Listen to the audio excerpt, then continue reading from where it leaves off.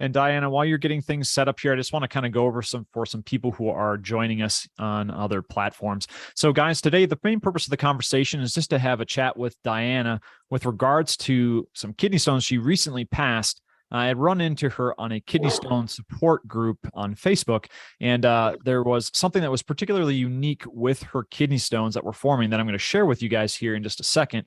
But it really lends itself to the conversation about diet and why some of these stones are actually forming. And that's going to be the main premise of our conversation for today. But at the end of the call, we're going to have a question and answer session, not only giving time for Diana to ask any questions that she has, but if anybody else has anything that's really stemmed from this, I'd love to be able to answer that. And if you're joining us on any other platform other than Zoom, I would encourage you to try to hop on to our Zoom call. That will provide for a more interactive experience. You can ask questions. I can answer them live for you. And you might even be able to share audio and video with us at the end. But if you're more comfortable just staying on a social platform, that's perfectly fine. I will do my best to try to get to those questions, but really my main point of attention is going to be with Diana. So I'll do my best to filter through questions. If anybody throws something in a chat, as best as I can after I'm done with the conversation with Diana. And then again, we will get to the question and answer session at the end. So thank you everybody for joining. And Diana, if you're ready, I'm ready for you whenever you're ready. I think it finally started working. I think we're good. Cool. All right. Sounds good. Fantastic. Well, again, thank you so much for joining us this morning. Very, very much appreciated. But I just wanted to kind of kick this off because, we ran into each other in the kidney stone support group, and you had just recently passed a couple of sizable kidney stones. And I'm going to share that with the group here because it's really kind of curious. I'm certain that most people have not seen kidney stones with this particular display. So if you just kind of want to go through and just explain what this was, I think these were passed as a result of a lithotripsy. Is that correct? Correct. I had that about 2 weeks ago, and I had about a 7x4 in there. Okay. And they went in and blasted it, came out and told us that everything was good to go. They got it all. No stent, no nothing. And so we're like, okay, so we went home, but I continued to have back pain and front pain and, just typical kidney stone issues. And Sure. so I finally went back and saw my urologist, and he took a KUB and he said, oh, you have 2 in your utero about to shoot into your bladder that must have got broken up. He says, but go home, you should be fine. Drink, and they'll pass. Okay. And just again, this is background information that I'm not aware of as well, but are you kind of a lifetime kidney stone former? Like how many stones are you forming on average? Like what does that look like on your end? I started a couple of years ago. Okay. And probably every 4 to 5 months, I get one in there. Okay. I'm so sorry. 4 to 5 months. That's a lot. That's like twice a year. Yeah. And you said it's been just the last couple of years that you've been having this? Correct. So previous to this, if you think back, was there any particular changes that you made in terms of your diet or your lifestyle that may have precipitated these kidney stones that you can think of? Not that I can necessarily think of, because Okay. I've been diagnosed with Hashimoto's a long time ago and hypothyroidism a long time ago, but hadn't had any issues. But I do have a family history of it. Okay. And it seems to kind of come in as everybody gets just a little older, like I'm getting, because I'm 56 now. Okay. And but the main one started popping up when I went into kind of like a paleo diet. I only had one in like a whole year, didn't have anything, and he thought that was from dehydration. Continued my drinking, thought that may be the only one I'd ever get, he thought. Sure. And surprise. And then, like I said, like a year later, I went on a paleo diet, and then they were boom, they started coming. So I cut that out right away. Got it. Yeah, I had a very similar experience with that. I went not necessarily paleo, but I went to a ketogenic diet, and I was eating a lot of like leafy green cruciferous vegetables because that's kind of like what was told that I should be doing, right? Like eat the rainbow. Yes. Just whole natural foods. So if you think back to that time when you were eating paleo, was there any particular type of vegetation that you were really kind of like eating a lot of, or just like something that you were eating a lot of during that time? Definitely a lot of salads, for sure. Okay. What were those salads made up of? I always buy a big variety. I don't Okay. do a lot of iceberg, but I do a lot of spinach Okay. and arugula. I do arugula. I like arugula pretty well, but but I usually buy the spring mix that has a little bit of kind of everything in there. Yep. But definitely spinach, because you've always heard it's pretty darn healthy. Right. Yeah. Popeye, right? Like, build the big muscles. Yep. It's good for you. So are you continuing to eat salads and a lot of like spinach? No, not anymore. After I Okay. had So you that big stopped. kind of like two back to back, I kind of cut a lot of that out, and I really only eat arugula now. Okay. But I even limit that because I'm just paranoid now. Now I don't know what to eat. I understand entirely. Like, you feel like you're in limbo. You're like, I don't want to eat anything because I don't want any more freaking kidney stones. Yeah. So I guess right now, like, what does a day to day diet look like for you? I really try to. I used to eat like those little flip yogurts every single Oh, morning.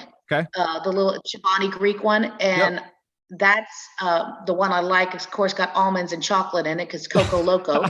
Yeah, those And are I asked the delicious, right? doctor if that would be causing it because I eat one every single morning, but it's only about 4 ounces. And Sure. he It's said, pretty no, small. absolutely not. Continue to eat that. So now Okay. I literally have cut like that stuff out. I eat only oatmeal or cream of wheat because like I said, I really, a lot of some sandwiches, but I'm limiting my meat intake.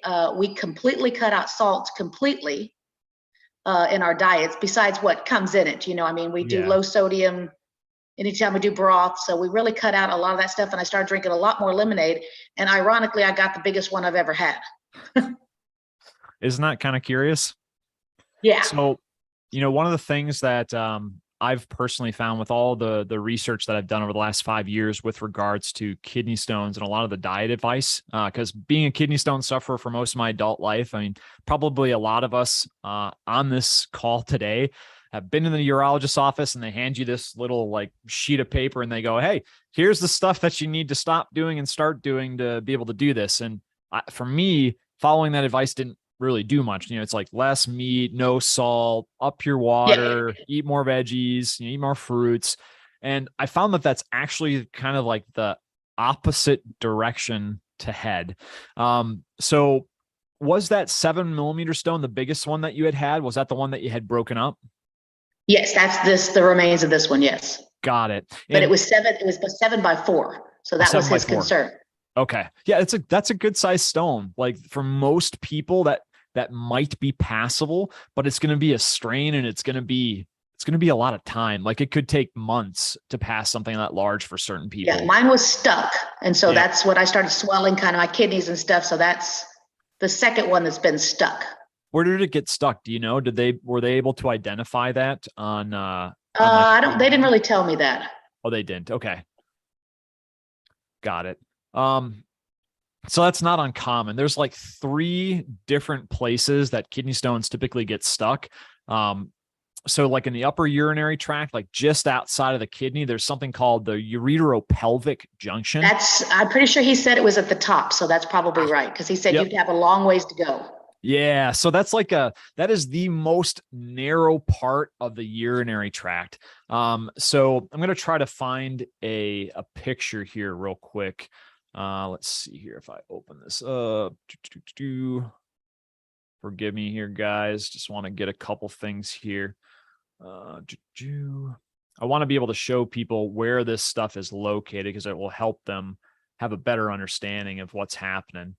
Because this is a very, very common thing, and it's curious enough that that ureteropelvic junction, or also known as the UPJ, that is typically where stones will get stuck, and that's where we have these like massive pain episodes. I remember the first really painful kidney stone that I had. I was woken up from a dead sleep at like maybe 3 or 4 in the morning, and I felt like I'd pulled my back, but it just was a spasm hammering, like someone was stabbing me in the kidney. And that is indicative of that stone being caught there and causing urine to back up, and your kidney actually starts to stretch unnaturally. And that is what causes that pain. And the technical term for that is hydronephrosis. And there are 4 different grades of that. Mild hydronephrosis is present with every single kidney stone because there's just something in the way of urine flow. And then there's grade 4, which is the most extreme version, if it's a severe hydronephrosis, where the kidney itself is jam full of urine and it's got to stretch to be able to accommodate the urine that the body is putting down that kidney path. And that's where we get those insane bouts of pain that everybody's familiar with kidney stones, or at least most people. Some people pass them painlessly, and I envy them to no end. But for most of us, we deal with that insane pain. Let's see here. So hydronephrosis.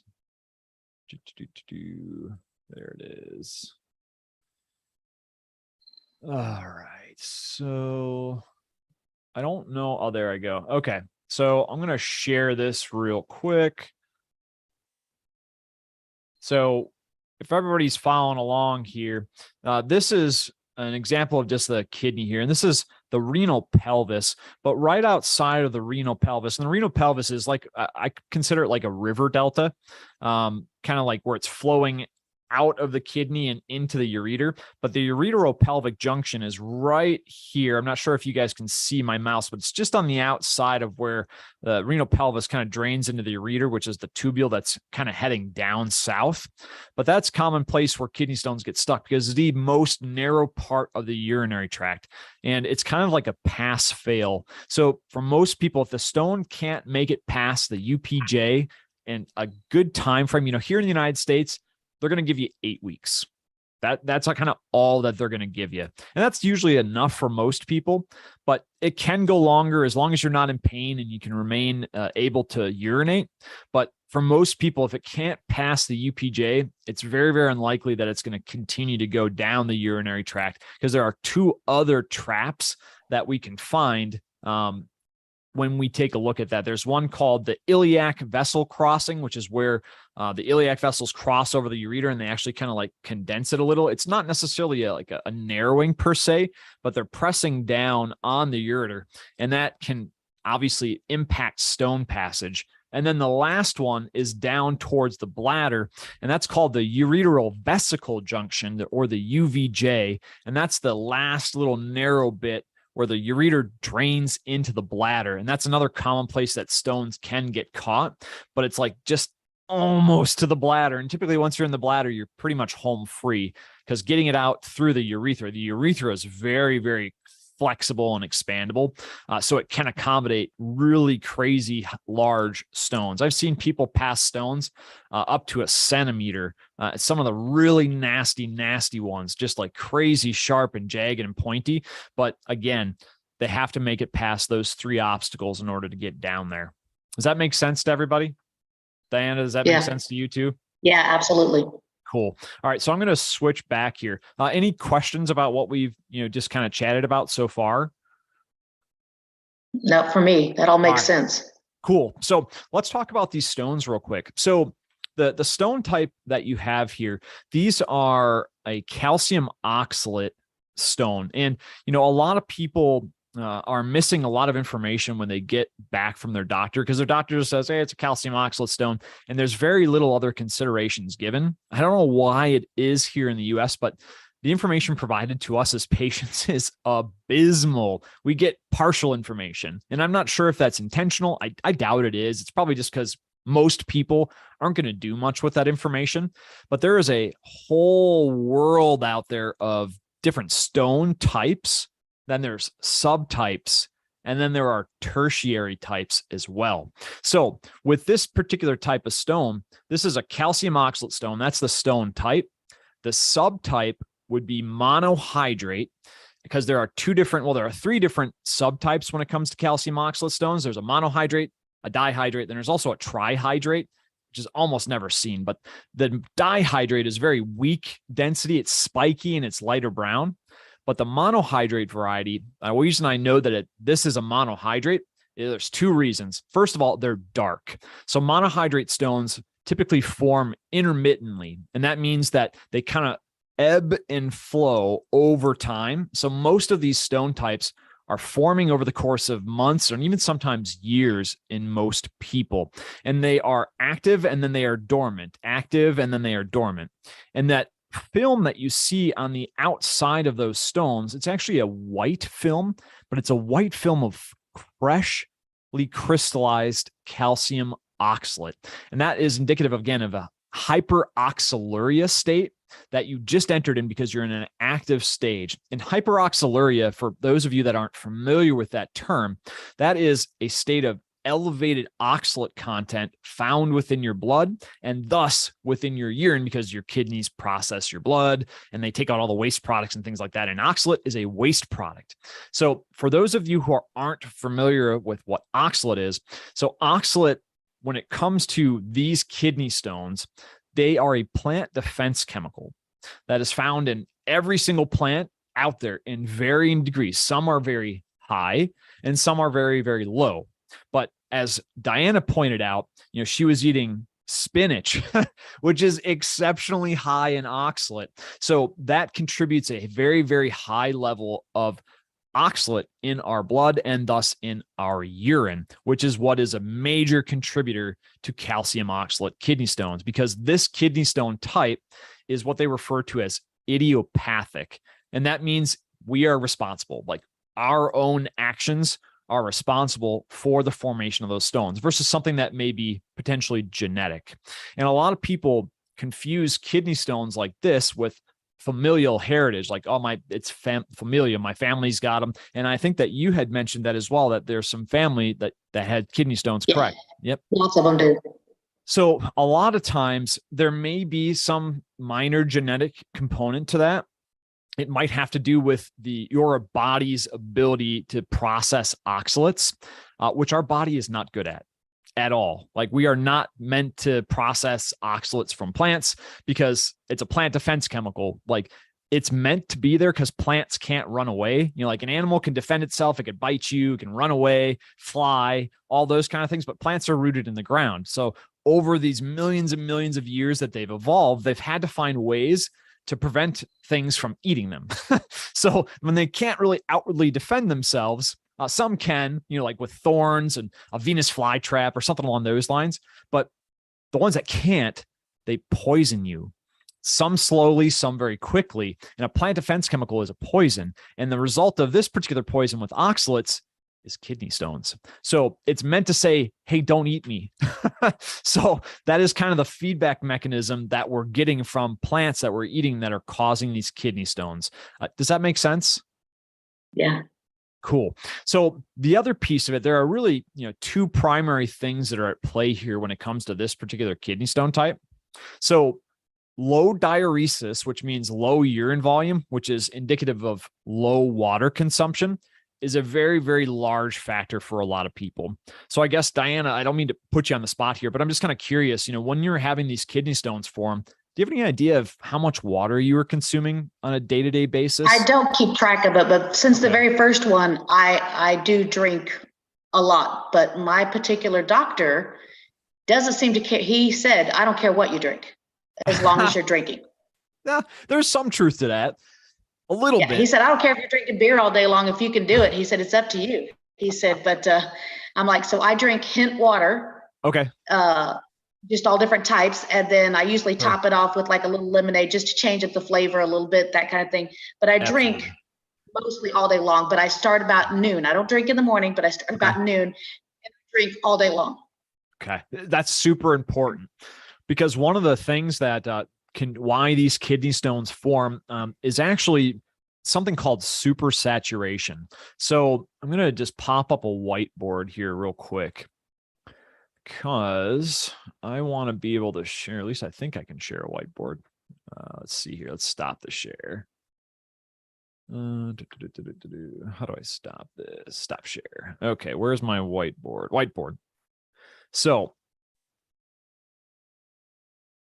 this is going to be super crude, everybody, but follow along with me.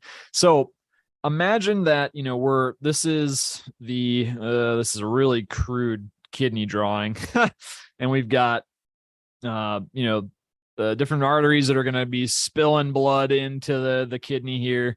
And then we've got the ureter that kind of spills out down. And then this is the renal pelvis right here. So while we're inside of the kidney, there obviously the blood is flowing in and the kidney is processing it in the nephrons, which are kind of like on the border of the kidney. It's like right in this kind of spongy area. This is technically called the medulla, which is the functional part of the kidney. So inside here is where all the quote unquote magic happens. So the kidney filters the blood in the medulla, and then all the urine will collect here inside the kidney. And what happens is when the medulla processes all of that blood, all the waste product gets spit out, and it's going to get passed through urine, because that's one of the ways that our body removes waste products. The other way is through the other end.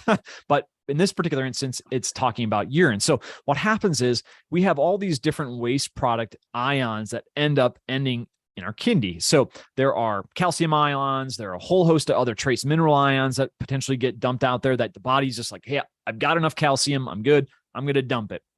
And then also those waste products like oxalates get ended up here. And each ion has either a positive or a negative charge. And as you guessed it probably, all these things, when they have an opportunity and time, they bind together due to their positive and negative charges. They work like a magnet. So they kind of go boop and they pop together.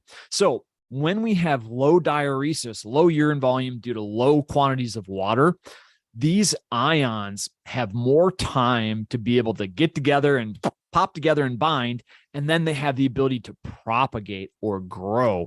So all these things will combine. You'll have this little cluster form, and we'll get this little cluster to form, and maybe this one will cluster, and then they cluster together, and then that's when you start to get a stone that forms. So this is called supersaturation. So what happens during supersaturation is actually the urine is no longer able to hold in solution all those different ions. So the best way to think about this is if you ever had like a glass of Kool-Aid or something like that, or maybe even the lemonade, if a lemonade powder that you make. And let's just say like you put just the right amount in, the water, the liquid looks pretty clear. There's no little particulates. You know what I'm talking about, Diana? Like you've seen that? Everything's kind of clear. And then if you put too much in, you start to get little particulates. Maybe they float to the surface, they fall to the bottom. You ever seen that before? Like kind of accumulation, you put too much. That's called supersaturation, because that solution or the liquid can no longer hold those atoms or those ions of those different particulates. And when that happens, this is when we get these things joining together and having a party to form kidney stones.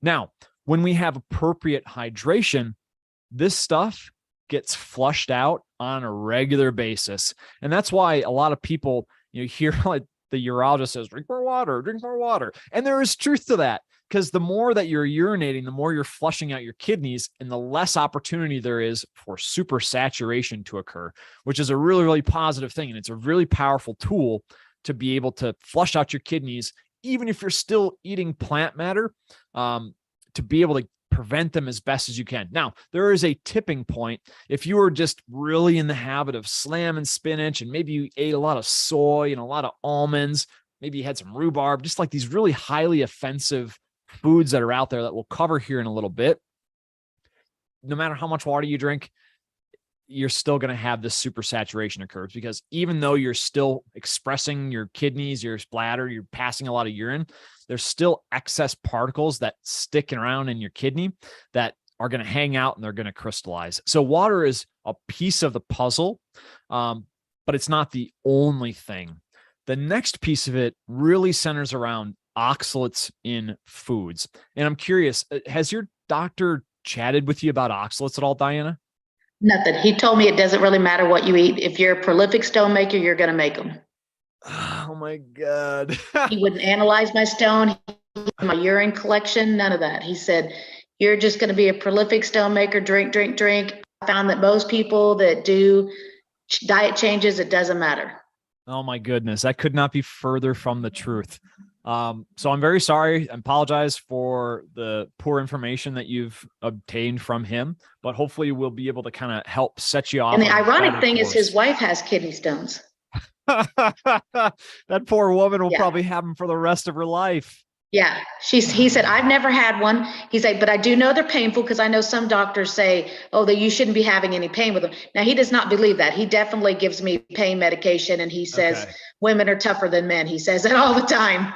He says, Totally. he says, I do believe it's painful. I watch my wife have them. He says, my wife, tells me he's like, because I believe her. I saw it.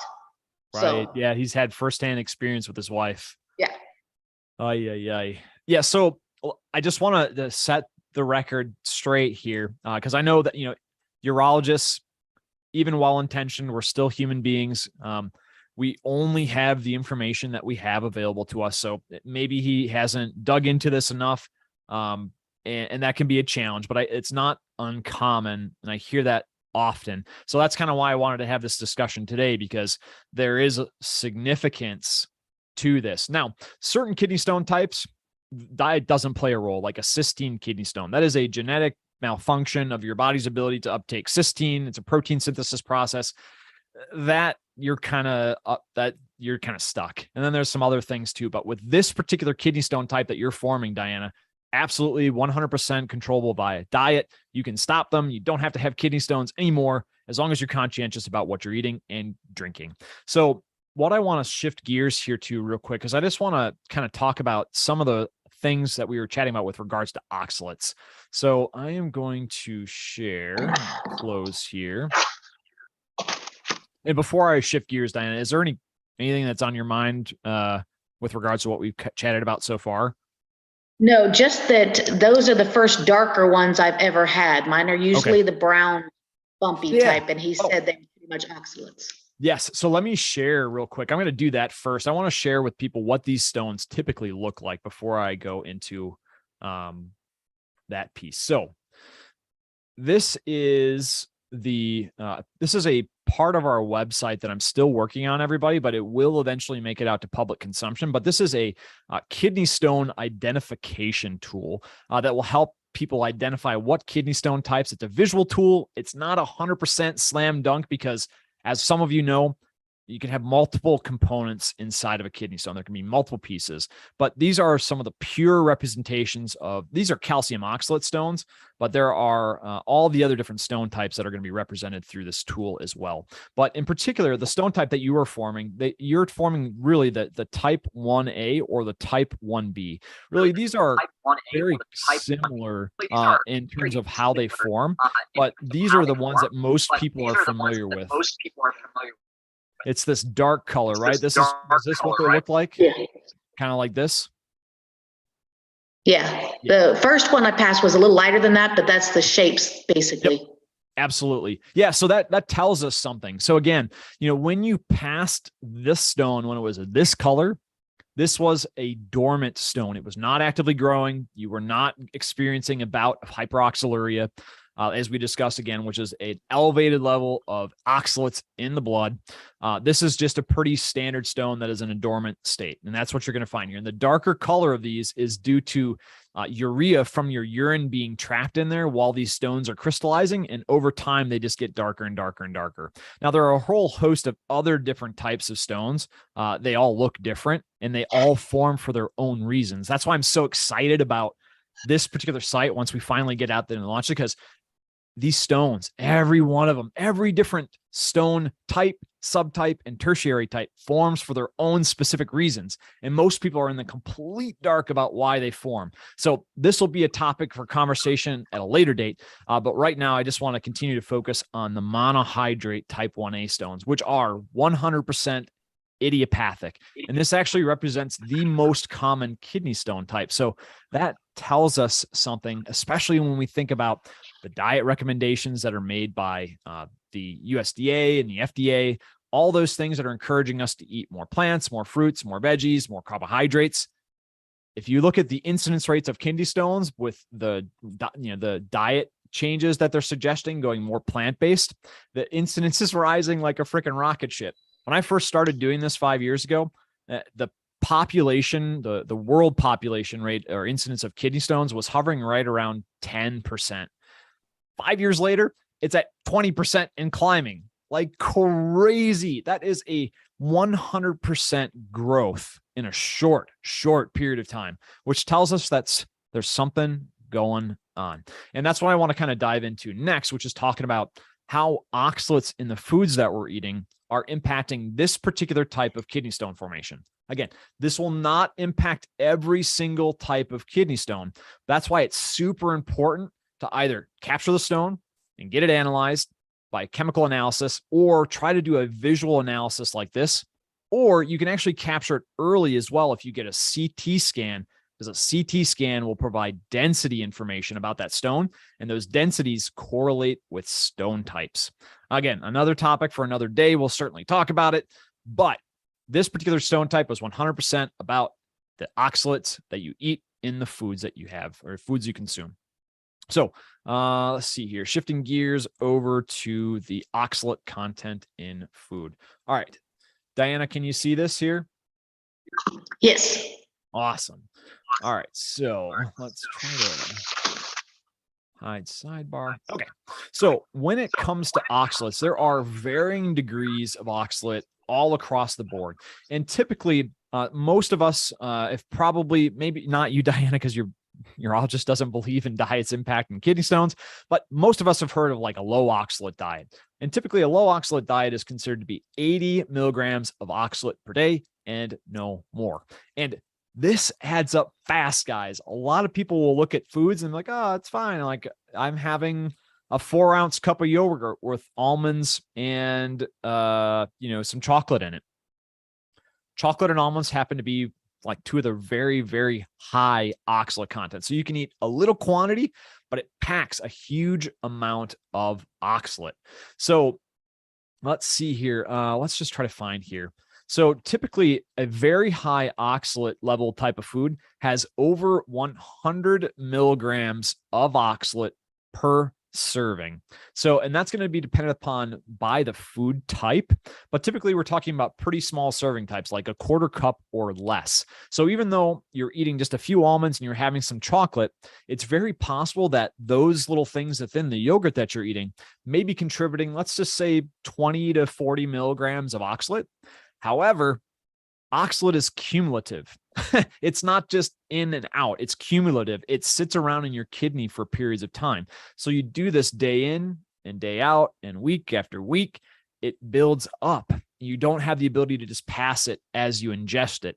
So that's where people get into trouble. So there may be some other things that you might be eating as well, Diana, that might be impacting this negatively. So this is a really, really powerful tool that we have available on our website. If you guys are interested in checking it out, I'll throw the link in the comments here at stone-relief.com. And then you just go down to the free resource section. And there is a whole host of resources for anybody who's curious about anything about kidney stones. But this one is a really good one because this helps us understand what we're eating and what impact it will have on our stones.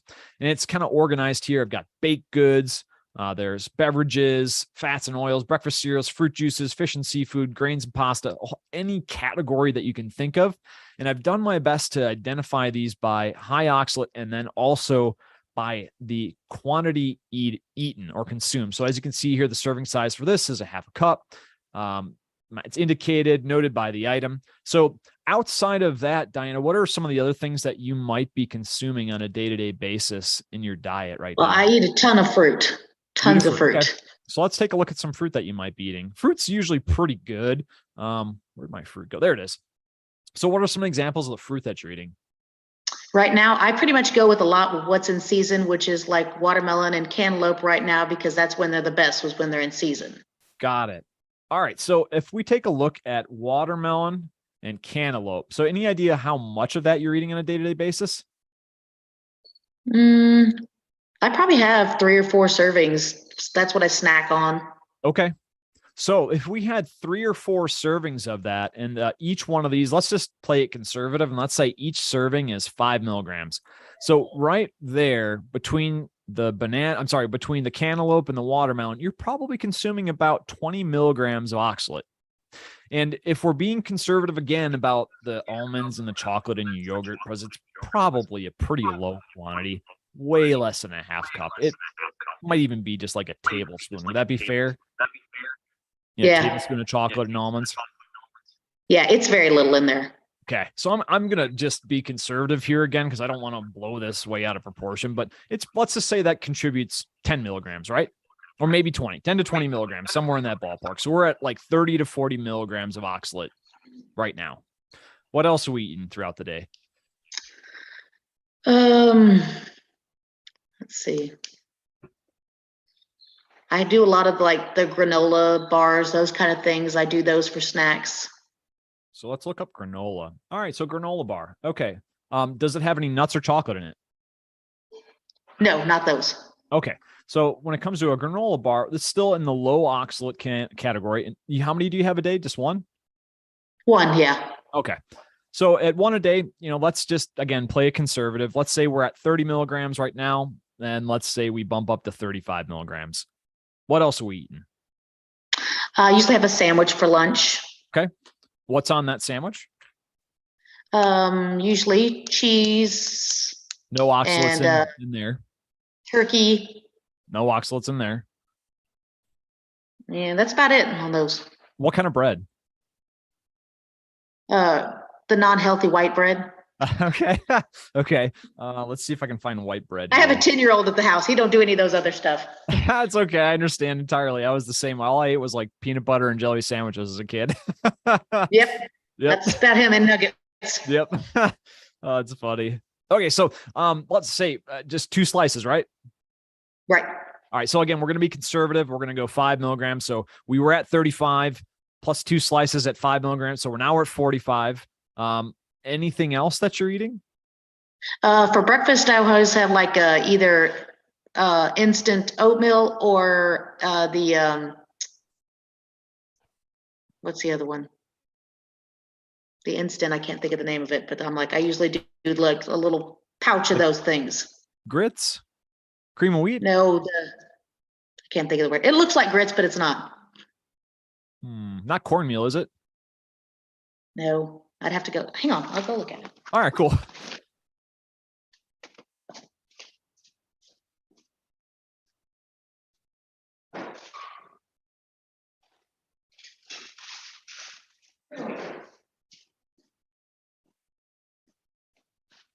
It's cream of wheat.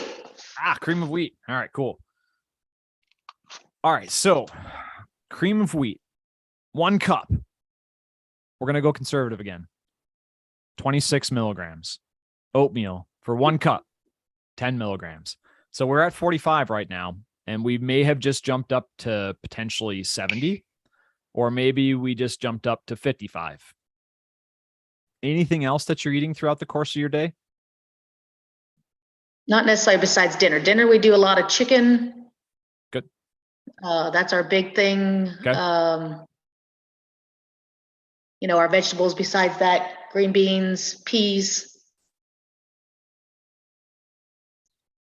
So, all right. So one thing before I move on, I just want to make something really, really clear. So there are no oxalates in meats. Like I have this listed in the low oxalate category. I probably should move this to the no oxalate category, but oxalates are not found in animal products.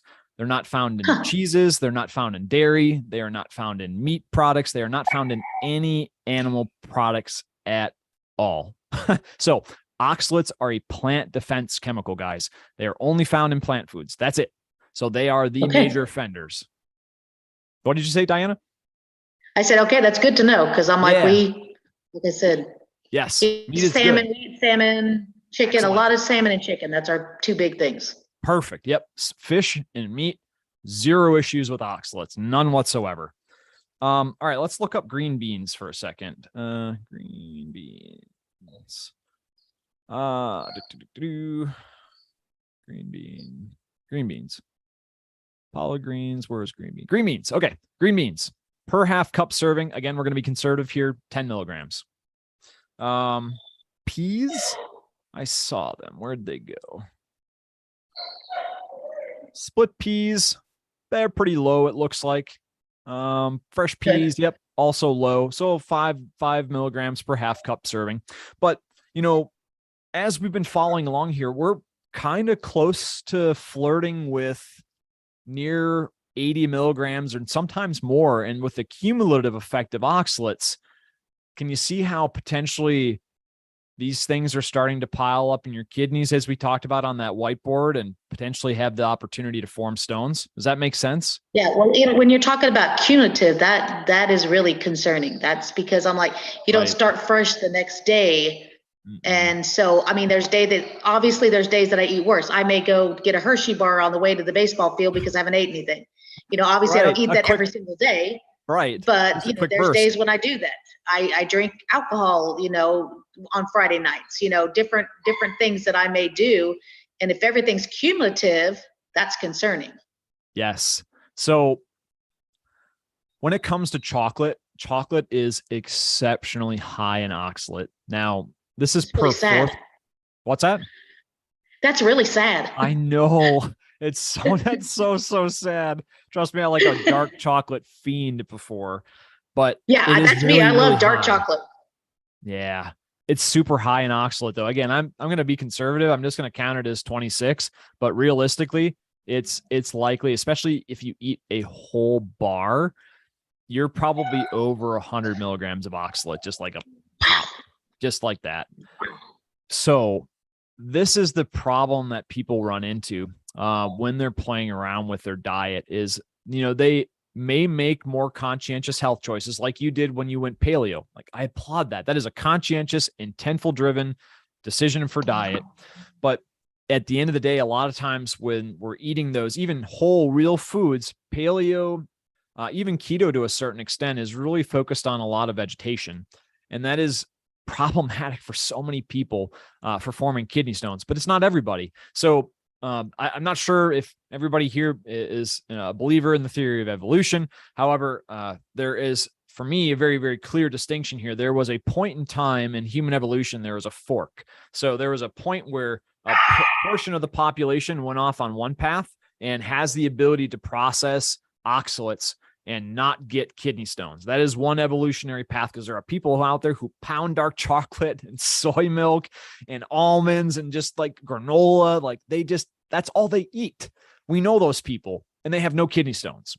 I'm envious of them, but there's a path that someone went down. And then there's a path that we went down evolutionarily, that are all of us here, that we were not well suited or well adapted in order to process oxalates. And, candidly, I think a lot of that has to do with genetics.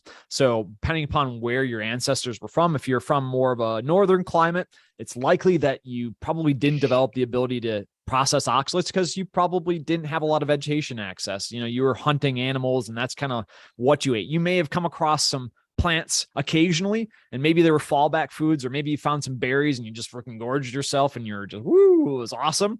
But it was a rare thing. The same foods were not available ancestrally as they are today. And then there's this path over here where maybe it was more of a warmer climate type of a situation where vegetation was available year round, and we're eating more plant-based. So those people who are from those lineages ancestrally may have developed over time the ability to process oxalates because they had to. That's kind of how evolution works. It's, if you can develop it, the ability to do something that's advantageous, those genes survive. If you don't, they fall off.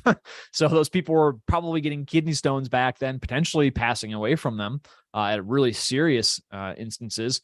And some of them didn't. There was some sort of a genetic mutation that occurred at some point in time in the lineage that allowed them to process oxalate. And those people are out there in the population today, obviously, because not every single person in the population gets kidney stones.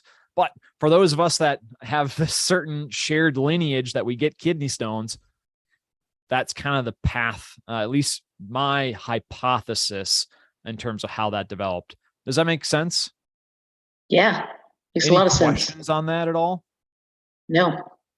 Any other questions with regards to how this diet piece fits into your daily life at all?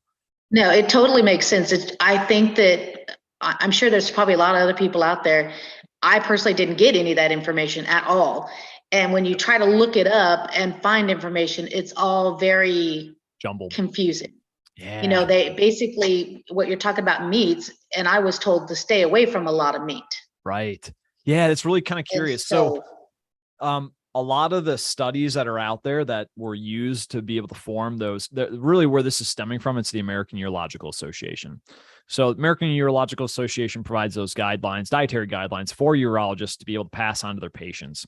And the information that was used to form those studies, because me being the kidney stone nerd that I am, I spent months pulling apart all the research that they did to be able to formulate those recommendations. And what I found was this. So they did not do any research themselves. No trials were conducted.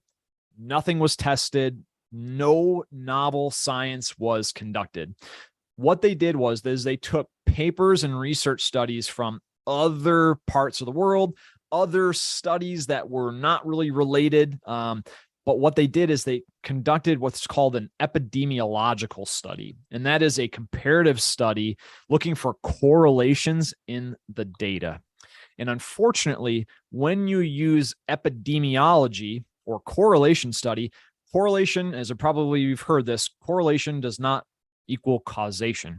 So they were using stuff that had no real direct control variable, especially there was no meat eating aspect to it, because that's really not been tested yet. Harvard is starting to do a lot of clinical trials with carnivore or animal-based diets and seeing a lot of positive results. But nevertheless, with regards to these studies, why you see don't eat meat, eat less salt, all of those things is because the people that were in the population groups within these studies that ate meat were typically associated with unhealthy other behaviors like high consumption of alcohol, smoking, other types of like bad health behaviors, wherein other groups who ate more plant-based materials, those people are typically making like conscientious health choices. They're healthy individuals. They work out, they watch what they eat. And this is something in the scientific community. It's called the healthy user bias. And that completely conflates all of the data when it comes to putting together the recommendations for those studies. So the recommendation to eat less meat, eat less salt is actually the opposite direction, really confusingly enough, that most people should go in order to correct their kidney stones. And that flies in the face of everything that urologists have to say today. And it is completely contradictory to what common sense, especially based on what the data tells us. But again, the data is flawed, severely flawed, because they are looking for correlations. You know, you can draw correlations to pretty much anything and everything if you look hard enough and connect enough dots with the data. Does that make sense? Yeah. So here's the one thing that I just want to kind of impart upon you and then the group that's listening. As part of my personal kidney stone journey, I'm kind of a self-experimenter. So I've tried pretty much every diet that's out there for a minimum of 1 year to be able to understand the impact on my kidney stones. Because I was getting them about the same clip that you were getting them, Diana. And there was even a period of time where I had 30 kidney stones between my two kidneys that were ranging in size between a few millimeters all the way up to 2 centimeters larger. So like, I was like, I got to do something different. I got to figure this out. So I've been on a Mediterranean diet. I've been on a ketogenic diet. I've done a paleo diet, again, all for 1 year periods. I was vegetarian for 2 years, vegan for 2 years. And every single time, like I get on a regular basis, I get scans, imaging scans every 6 months to be able to check for kidney stones. I would be getting kidney stones. Even when I was being super conscientious about eating low oxalate on vegetarian foods, vegan foods, because I was following the advice of my urologist. He's like, you got to cut those things out. You got to eliminate meat, eliminate salt, and the problem will solve itself. Did not play true for me. 2.5 years ago, I went completely carnivore. I only eat meat. I eat a ton of salt. Like I eat probably like 6 to 7 grams of salt a day. Like I salt the hell out of stuff. Like I love it. And I only eat meat. That's it. I drink water. I eat meat. I eat salt. That's it. No new kidney stones in the last 2.5 years and feel fantastic. Crazy, right? Flies in the face of everything that has to do with modern medicine's recommendations today. And I'm not the only one as well. There's a whole community out there of people who are changing the way they're eating with regards to, animal-based focus versus plant-based focus. And they're eliminating their kidney stones like that. Just stop the production. Any questions on that at all? I'm amazed. Yeah, it's crazy, right? I was freaking shocked because I was expecting to produce stones faster than I ever passed stones before, because I just completely did a 180. I went from being vegan to the next day I went 100% carnivore, and I have not looked back 2.5 years later now, and no new kidney stones, none.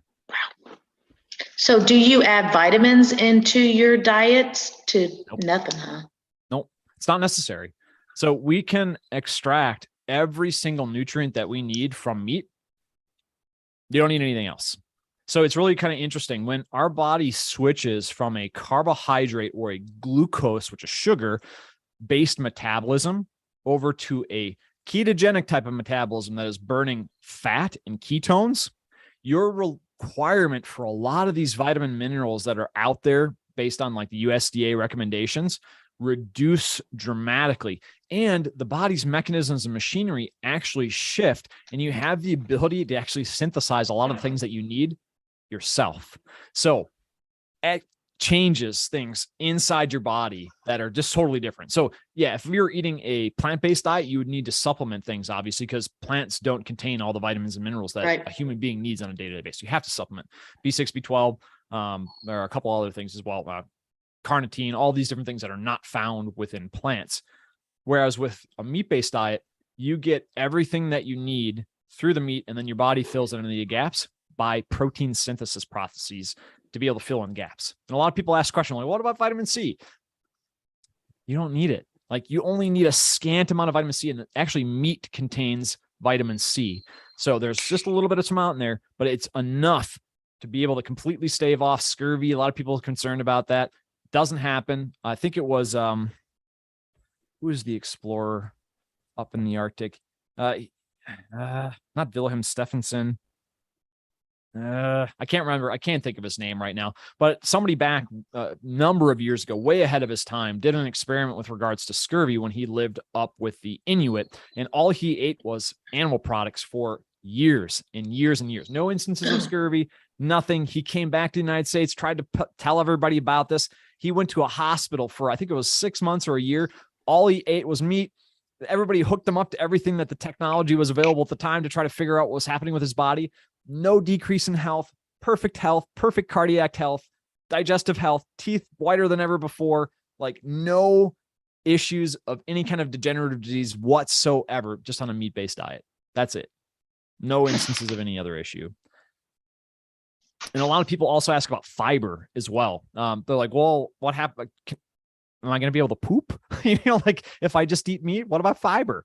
So studies have actually shown that fiber has nothing to do with your ability to express your bowels. And actually, the absence of fiber, people who are dealing with diverticulitis or chronic constipation or other like digestive issues like IBS and things along those lines, when they cut fiber out of their diet, those issues went away completely. 100% cured, remission, no more issues when they subtracted fiber from their diet. Went away completely.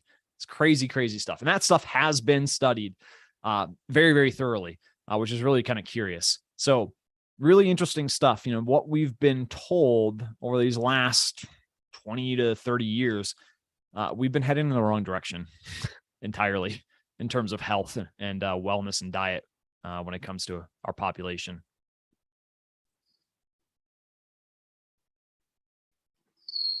Anything on your mind, Diana? I just know that you told me that the color of the stones makes it look like it's in an active state. So at this point, because when he showed me the x-ray, I saw a small little flake up top that it looked like. And I said, what about that? And he said, oh, that's no problem. That's a blah, blah, blah. To me, it looked like another stone forming. It's possible. Now I have another KUB in about a week and a half, so we'll know the truth at that point. It'll be interesting. But is there anything that I should be doing since I'm in this cycle, you believe? What is my best direction to head at this point? So my encouragement for anybody who's looking to make some changes is just to start tracking what you're eating. So, kind of like the exercise that you and I just went through when we were writing down the content and the food. I encourage people to just do a daily food log for 1 to 2 weeks. So write down what you eat and the quantity that you eat, and then use a tool like my Oxalate content and food guide, or there's a whole other host of tools out there as well to get a rough idea. You don't need to be exact. You don't need to lose your mind about it. You don't need to weigh out your food. Just get a rough idea, because very quickly you're going to start to see, just kind of like what we saw, Diana, that like, oh no, yeah. I'm way over my 80 milligrams, which is considered the low oxalate diet, which is generally good at controlling kidney stones, especially if you still want to eat some plant matter. Because again, eating just meat doesn't seem attractive to everybody. Like for me, I freaking love it. Like I just can't freaking wait to eat, but that's not everybody. It's not going to be a slam dunk, but start there. Start by writing everything down, get an understanding of what your daily oxalate load is. And then from that daily load, you can then start to take a look at your overall weekly load, your overall monthly load. And then, if you use just a rough 20% retention rate, which is pretty safe. I've seen it go as high as 40 and as low as 10. So I just usually say like 20% retention in terms of that cumulative effect for oxalates. Then you start to understand, oh, I'm hovering at 100, 200, who knows how many milligrams of oxalate in my body every single day. And again, this is just rough. It's a rough estimate, but it gives you an idea of some of the things that you might be able to start changing about your diet to be able to lower your risk for kidney stones and potentially completely eliminate them. Like I did. I just don't eat any oxalates anymore. I don't eat anything that's plant-based. And I don't have kidney stones anymore. So I'm not the only one. There's a whole community of people out there. But start with just identifying some problem areas. We talked about the chocolate bar, right? That's like a oxalate punch in the face. It's just one of those things that you don't think about really until and then you're like, oh my God, yeah. I don't want to do it anymore. So it's just those little things that you can keep in mind. And then once you've got an understanding of like what your cumulative impact is, again, I'm not dogmatic about any of this stuff. If you want to have a freaking bar of chocolate every now and then, go ahead, but don't do it every day or don't do it every week. Just like keep in mind how that impacts the overall picture of the oxalates that are going to be present within your body. Does that make sense? I've heard some people say that if you do eat something that's high in oxalates, if you add dairy there, that it binds to it and basically kind of negates it. Is that true? Yes, absolutely. And that is a question that one of the other attendees has also asked. He said, when you're on a low oxalate diet, is it true eating calcium-rich foods at the same time as eating foods with high oxalate can help lower oxalates? So this has not been, at least as far as I can recall, I don't believe I've seen a study that has shown this. And maybe someone in the group here or someone who's watching on any of our other channels could provide me with a resource for that, because there's just a lot of information out there. But it makes sense because what happens is, when you ingest something, everything kind of ends up in the gut. And then what happens in the gut when you eat calcium along with potential oxalates, those ions bind in the gut and they don't end up in your kidney. They get pumped out through the waste that, it ends up in your poop. So it has the ability to get there and it doesn't go into the kidney, because if it's not bound with calcium, it gets into the bloodstream and then it gets into your kidney, which then processes it into your urine. And that's where you had this instance where that white film we were talking about on your kidney stones. Yeah. That's hyperoxaluria. That means elevated levels of oxalate within your blood. So that means that it's not happening in the gut. It's getting into the kidney, into the urine, and that's where we're starting to get stone formation. So yes, this can be a very powerful tool. However, it's not a slam dunk, because there are a lot of other things that could potentially get in the way of those things binding together that we don't really fully understand yet. So yes, it can work, but I would not rely on that I wouldn't use it as a hedge. I would minimize oxalate as much as I could and not necessarily just up my calcium, because again, it's not 100% effective. Can it work in small doses? Absolutely. But so if I ate that candy bar, there's a good chance I could have yogurt without the chocolate and almonds and it might work. Maybe.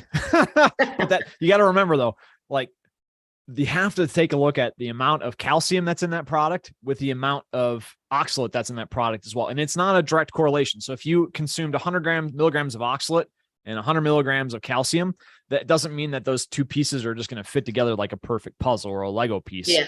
There are a lot of things that get, because calcium is going to get used by your body. Your body's going to scavenge that calcium and it's going to put it to use for your bones and other processes before it puts it into the gut. Because really at the end of the day, for it to be able to end up in your gut, and for it to be able to turn into a waste product, your body's telling you that, hey, we've got enough calcium.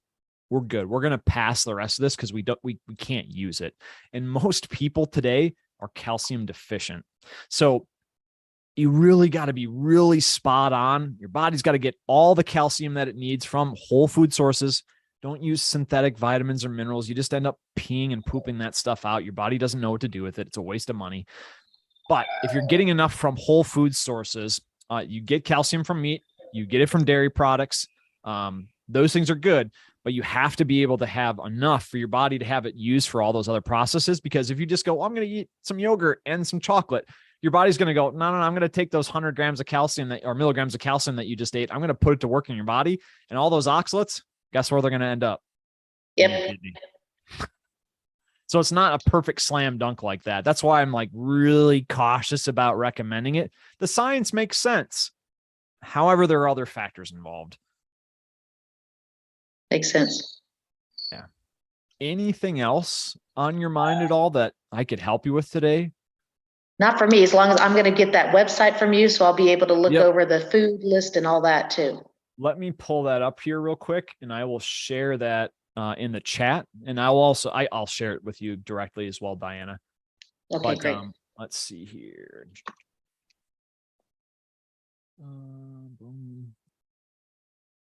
I'm just going to send the link to the free resource page, because there's probably a lot of stuff on there that people who are listening to this today will find benefit in addition to that oxalate content in food. So let's see here. Come back there. Stop. All right, now, where's my chat? There's the chat. All right, so this is going out. So here is the link, everybody, for the free resources, which is including the calcium oxalate kidney stones. And then I will be sharing this with the groups as well. Let's see here. Boom. There. Boom there. Going here, there. Okay. I think that has been shared with everybody, with the exception of the people who are watching us on Twitter. I don't quite know how to share there quite yet. But is there anything else that I can help you with at all today, Diana? Nope. I think you answered a lot of questions. Awesome. Well, I sincerely appreciate you spending this hour and 15 minutes with us. Genuinely appreciate it. And I am here to be a resource for you. So if you have any questions at all, I know that we're connected. Please feel free to reach out to me. Happy to schedule some time to chat with you one-on-one, but genuinely really appreciate you sharing your story and like helping all these other people who are looking for information about diet. Absolutely. And information. You're welcome to hang around. I'm going to kind of open up the floor for some questions and answers for anybody who's still watching with us on any of the social channels, or anybody who is participating here on Zoom. And as always, guys, if you're participating with us on Zoom, please hit me up in the Q&A, and then please feel free to post comments on any of the Facebook or YouTube. I do see them, and I will answer them there to my best of my ability. But if you're interested in joining me and chatting with me, guys, please head over and click on that Zoom link and register to be able to come pop in here as well. But thank you again, Diana. And I look forward to checking back with you again in maybe another couple weeks and maybe another month after that X-ray, and see what's going on, and hopefully helping you completely cap this and stop these stupid kidney stones from forming. That would be awesome. Heck yeah. I'm with you. It's so much nicer not to deal with these damn things. All right. Well, thank you so much, Diane. I'm just going to kind of shift gears here, and I'm going to look at some questions. Okay. Thank you. Awesome. Thank you so much. Hey, all right. So I'm going to start off here. I've got Laura here. Oh, let's see here. I'm going to scroll through these comments. Sean, you had asked a question about that low oxalate and calcium. Did my answer suffice for what you're looking for? If you just want to kind of drop a little comment in the chat, let me know if you're good or if you have any other follow-up questions, because I would. Okay, awesome. Perfect. Thank you so much. Let's see here. Scrolling down. Alan asked about blood type having an influence on the growth of kidney stones. Alan, I can't speak to that specifically. It's not something I've spent a lot of time researching. And since it's not something I've spent a lot of time researching, that tells me that there was not any kind of significant paper out there. You could correct me. You may have come across something, and I would love to be able to get my hands on that research if you have access to where that is, but it's something I will certainly take a look at after this call, and I can follow up with you. But I have not come across it to date because there are a whole host of different blood types out there that just they form kidney stones. There might be an evolutionary piece to this in terms of where we've ancestrally come from and our blood types, but I just don't know. But I will certainly follow up with you, Alan. Laura asked, does citrus help stones like lemon? Certain kidney stone types?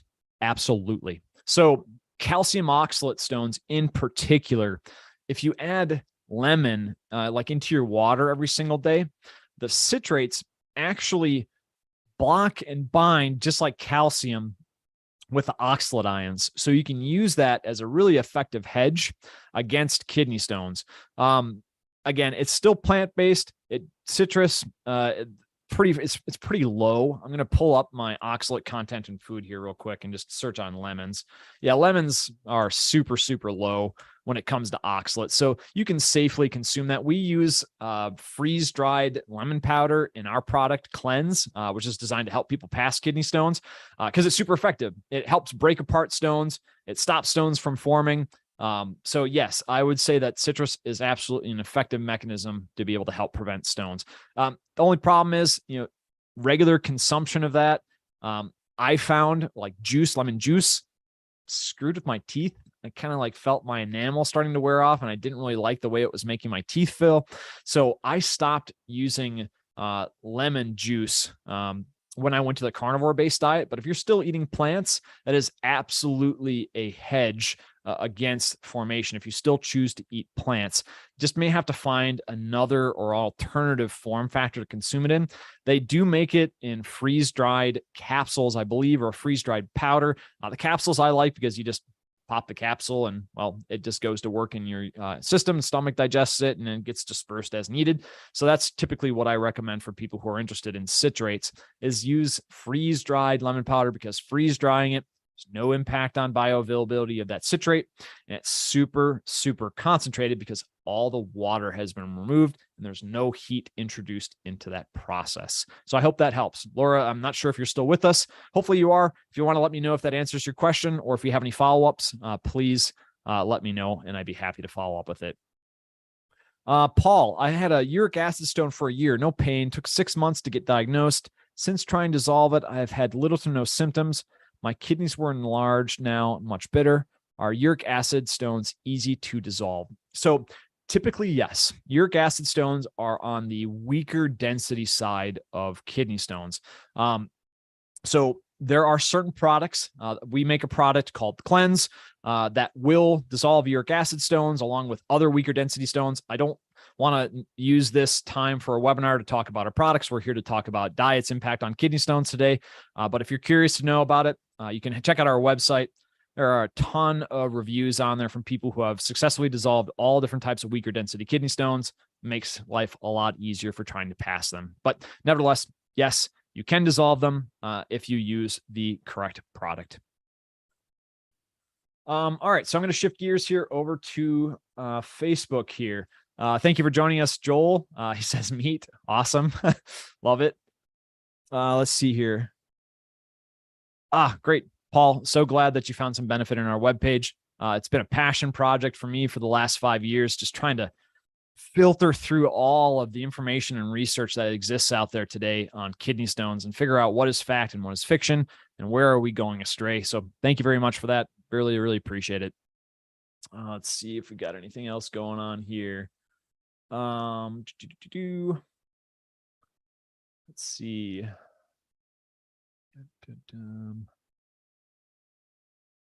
See what we got.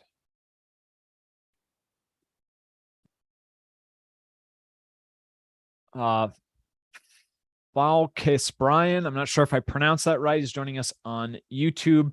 Again, thank you so much for the compliment.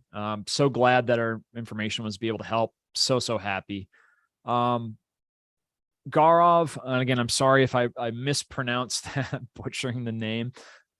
He's joining us on YouTube here live. He says, do kidney stones get dissolved and pass without pain? So yes, you can dissolve certain weaker density kidney stone types. If you're interested in this information, I have a whole blog and video dedicated to talking about kidney stone density. Let me pull that up here for you real quick, and I will share that with the group. Let's see, share. So this is the blog section on the Stone Relief website. So if you go to our main page here, you scroll all the way down to the bottom, you get the education blog here. And there is a whole host of resources, videos and papers and research that I've done on a number of different topics. But one of my favorite ones is kidney stone density. So in this video, I actually walk through and outline the different kidney stone types and their different densities, and it will indicate to you which types of kidney stones, if you know them, and also if you get density information, also called attenuation from a CT scan, that can help you identify whether you have a weak stone or not. So, but with uric acid, this is a particularly weak stone. This is 304 HU. HU stands for Hounsfield units. And these can be destroyed by a product like our cleanse, which is over here, which is really nice. So what happens actually when it gets dissolved, it's a bit of a roll of the dice. Some stones dissolve completely. The weaker the density of the stone, the more completely it's going to dissolve. And they usually pass in like little sand-like fragments, little tiny things. And what you're looking for is they'll typically have you'll have a burning or a hot sensation while you're urinating, because all those little crystals are kind of cutting the inside of your urethra rather, as they exit your body into the toilet bowl, wherever you're urinating. But they typically pass completely painless. However, there are certain stone types that are a little bit more dense, but still weak, that you may not get complete dissolution like that. They may break up into tinier little fragments. And if you're taking a product like Cleanse, which has built-in pain relief, you won't feel anything passing other than when it finally finally spits out of your urethra. But outside of that, they may have little smaller fragments that pass, but it will be depending on the density. So it might pass as gravel, which are little fragment pieces, or as sand, which are those really fine particles. But again, this blog here on density and the video will really outline a lot of that information for you. Stop share there. All right, let's see if we've got any other questions here.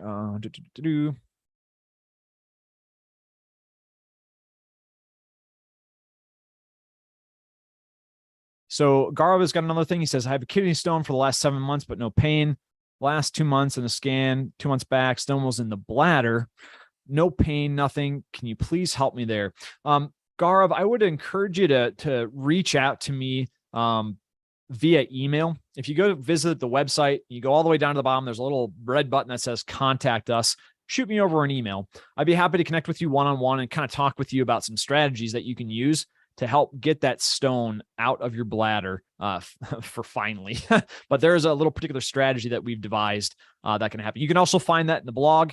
It's called 3 Steps to Force Out Kidney Stones That Are Stuck in the Bladder, or the UVJ. Really simple method to help really kind of finally push that stone out. But please connect with me directly if you have any questions. And then Gaurav, you've just got one last question.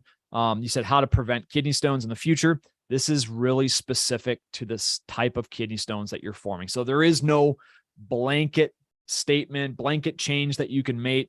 Again, we talked about earlier that your urologist typically hands you this piece of paper and says, hey, do this and you won't have kidney stones anymore. That's a fallacy.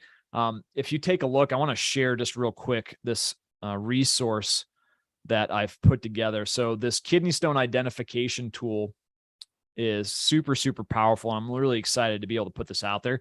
But as you'll see here, there are a whole host of different types of kidney stones. There's a whole host of different calcium oxalate, calcium phosphate, uric acid stones, cysteine stones, protein-based stones, drug-related stones. There are a number of them, and they all form for their own specific reason. And that's why it's so critical to understand the type of kidney stone that you're forming, not only just the type, the subtype, and also potentially the tertiary type. So what I mean by that is we have calcium oxalate stones are the type, and then we have monohydrate stones are the first type, calcium oxalate monohydrate, and then there are also calcium oxalate dihydrate, and then the tertiary types are all these little subtle variations of the different types of kidney stones that exist out there. And in this here, it's going to identify for you why they're forming, and then it's going to suggest some of the things that you can do to help prevent those stones from forming. But again, it's super specific on the type of kidney stone that you're forming. So you have to have that information first and foremost before we start any kind of conversation about what you can do to prevent them. And if anybody just tells you like blanketly that, hey, do this and you'll stop kidney stones, it's a bunch of BS. It doesn't exist. There are very specific reasons for why your stone is forming. We have to understand why and what type to be able to start talking about why they're prevented, or how to prevent them rather. All right, so hopping back over here, nothing over in Facebook yet. Nothing there, nothing there. All right, so let's see here.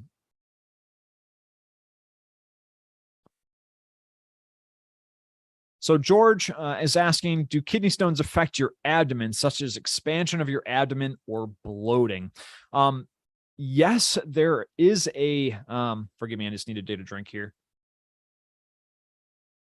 There is a gut-kidney connection through a common nerve called the vagus nerve. And this does have the ability to impact your gut. Additionally, though, a stone that is, partially obstructed, which is in most cases, this is considered like a mild to moderate case of hydronephrosis, which is that obstruction that leads to urine backing up into the kidney. This can lead to people feeling some digestive upset, bloating. Some people get constipated. Some people get diarrhea. It is all over the board. So the real direct connection is not really truly fully understood yet, but there is a little bit of connection, and this is a common symptom for certain people to have this bloating feeling. George asks again, are you suggesting that kidney stones can be treated by adjusting our diet and lifestyle without the necessity of drugs or chemotherapy? 100% yes. Kidney stones, with the exception of cystine kidney stones, which are due to a genetic, I guess it's a mutation, but it has to do with your body's ability to uptake cystine. And since it can't uptake cystine, it ends up getting into your kidneys. It's a waste product. It starts binding with calcium, and it starts forming stones, and that's a problem. There's also other genetic problems like MSK, medullary sponge kidney, that can form kidney stones. So there are some genetic components to it, but those stone types are exceptionally rare in the entire population. I think they make up probably less than 2% of the entire stone forming population. So every other kidney stone type out there, diet can 100% control it. We make supplements. Supplements are a Band-Aid.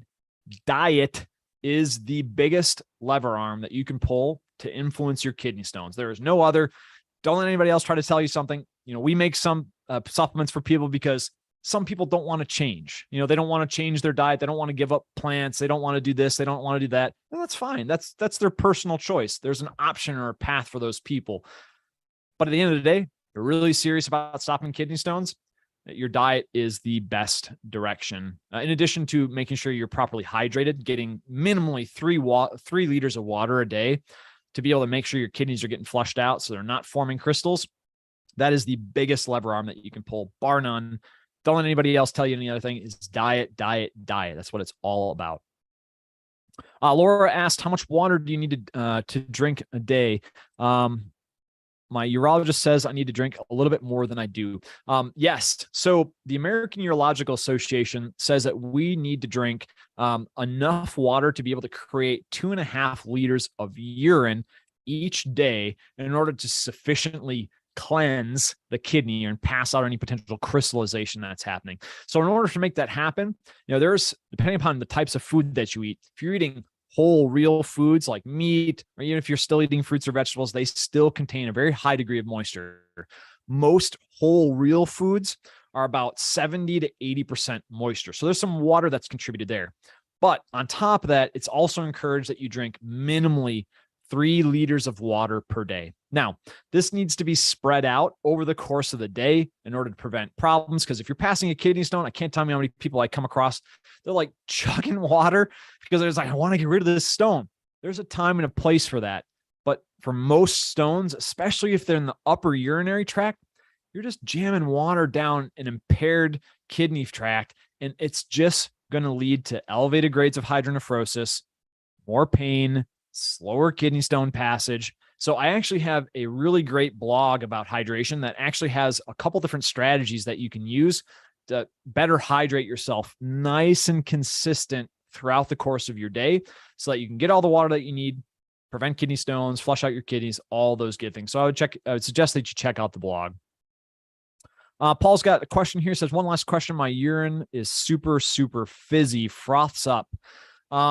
Is this a sign of uric acid stone dissolving? Not necessarily. So super frothy urine is usually indicative of a protein processing issue. So you really want to try to start to take a look at your diet. It's not about the quantity of protein. It may potentially have to do with the quality of the protein. And it also may have to do with some other things that you're eating, because certain plants, this is just another one of those things about plants. So we talked about plant defense chemicals earlier, but plants also have things called anti-nutrients. And anti-nutrients have the ability to screw with the ability for your body to absorb things properly. So if you take a look and again, investigate what you're eating, and I'd be happy to chat with you more about this, Paul, if you just shoot me an email on the website. We can get a little bit more specific on what you're eating and what potentially might be causing that problem. But typically this is a protein synthesis problem, and that protein's ending up in your urine and it's ending up frothy. So that's typically says we need to start to take a look at some of the other things that you're eating that could be potentially blocking the absorption and processing of protein in itself. George says, about a few days ago, 2 weeks, I experienced extreme constipation, which made it difficult to go to the bathroom. Later, it cleared out and I was able to experience free bowel movement. However, I'm afraid that I'm beginning to experience difficulty passing stool. I eat a lot of almonds. I'm afraid that this might have an impact on my body. I would stop eating almonds. I mean, almonds are not good from an oxalate perspective, and they also are extremely high when it comes to anti-nutrients, and they also are super inflammatory. So a lot of people who come to me and they're, eating a more plant-based diet, they typically have like IBS type of issues. They might be suffering from constipation. Maybe they're suffering from diverticulitis. And again, this is a fiber issue, guys. So cut out the fiber, and I guarantee you that you're going to start to have really, really great, consistent stools that are smaller quantities, but it's going to take some time, because as soon as you cut out fiber, your gut microbiome, and again, this is a massive topic, probably for another day, but your gut microbiome is going to need to shift, because if you're eating a lot of fiber and you eat a lot of plants, especially eating a lot of almonds, the gut microbiome, all the little microorganisms that live in your gut, are really meant to be there to be able to digest all that fiber. At least they're trying to do the best that they can. And when you stop the fiber, your gut microbiome is going to create a shift. Those microorganisms are going to die off, and the microorganisms that thrive on animal-based products, which are really low in fiber, are going to start to thrive. But that transitionary period takes about 1 to 3 months for most people. Some people, no problem. It happens right away. They're good to go, ready to rock and roll. But if you could, I would suggest minimizing or eliminating those almonds, and then also start to take a look at other fibrous things that you're eating, because if you eliminate the fiber, constipation issues go away. And that's just not me talking. Like, this has been shown in a lot of different research studies on fiber, that fiber has no impact on it. And actually, people who had constipation, IBS type of issues, all those digestive issues go away. So it's telling us something. We just need to listen and act on it. George has got one last question. He says, finally, does a person eating habits contribute to indigestion and other bodily problems? I'm a person who eats very fast. Is there any correlation between eating and actively talking? What could be the consequences? It's possible. I don't really have a really good grasp on that. I have not done a ton of research when it comes to eating habits. I personally eat really fast. Like, I eat 3 pounds of meat a day. And I finish, it's about 1.5 meals, 1.5 pounds per meal. I eat 2 meals a day. I finish my steak, 16-ounce steak with 6 eggs, and probably under 5 minutes. Like it's gone. Like I eat super fast because I'm just like, I love it. I'm hungry. But I think it has more to do with what you're eating versus how fast you're eating. So I would, again, encourage you to take a look at some of the things that you are consuming and not necessarily think about how fast you're eating, because I don't think that has a dramatic play. At least it does not for me. It could for other individuals, but that's kind of where my thought process is on that. And in terms of eating and actively talking, yeah, there might be air that's getting lodged down in there, but I am kind of an active eater and talker as well. Eating is a social thing sometimes. So I have not personally experienced any kind of issue that maybe I'll belch, some of the air that I've kind of taken down into my diaphragm. But outside of that, have not really had any really negative experience with fast eating or with eating when talking. But again, I think it's more about what you're eating versus those other factors. And that's kind of the theme of today, is about what you're eating and how it's impacting all these things, not necessarily about all the other things that surround it. I hope that makes sense. Shifting gears here. I don't see anybody else. No other questions here. Let's see. Oh, okay. So we've got Paul here.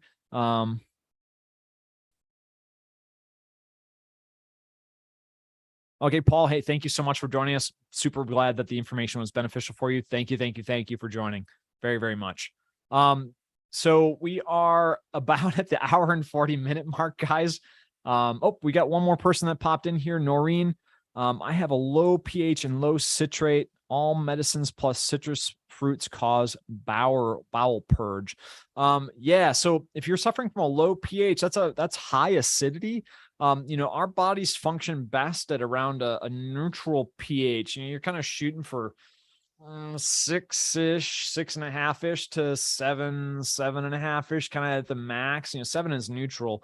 So I would encourage you to take a look at what you're eating that could be potentially lending itself, Noreen, to that acidity that you're having pass through in your body. And curiously enough, a lot of people talk about these alkaline diets, and eating more fruits and more vegetables and how it helped them become alkaline. Maybe that's true, but you don't want your body to be alkaline. Like that's not a good thing. We're not meant to be either alkaline or acidic. We're meant to be right kind of smack dab in the center. Now, our digestive tract is super acidic, and it's probably one of the most acidic on the planet. Our pH of our stomach is about 1, and that is incredibly acidic, and that tells us a lot about what we should be eating as human beings. Because you take a look at wolves, wild cats, large cats, small cats, wild carnivores, their pH is about 2 to 2.5. Ours is more acidic.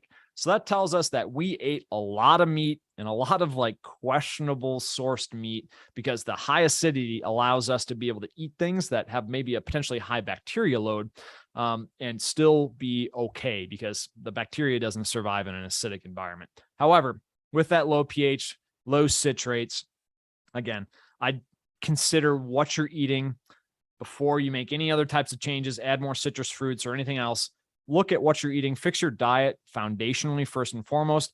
I'm an advocate of more animal-based products and low toxicity fruits. They do exist out there. There's a whole host of resources on what low toxicity fruit means, but more animal-based products, low toxicity, and your pH will correct in time. It takes probably 3 to 6 months for that change to occur. It's very slow, but if you're intentional about the diet choices that you make, you can make a dramatic improvement in your overall pH. And then when it comes to those citrates, again, the citrates, they can play a role with kidney stones, and they are protective in that fashion, but they're not something that you should focus on.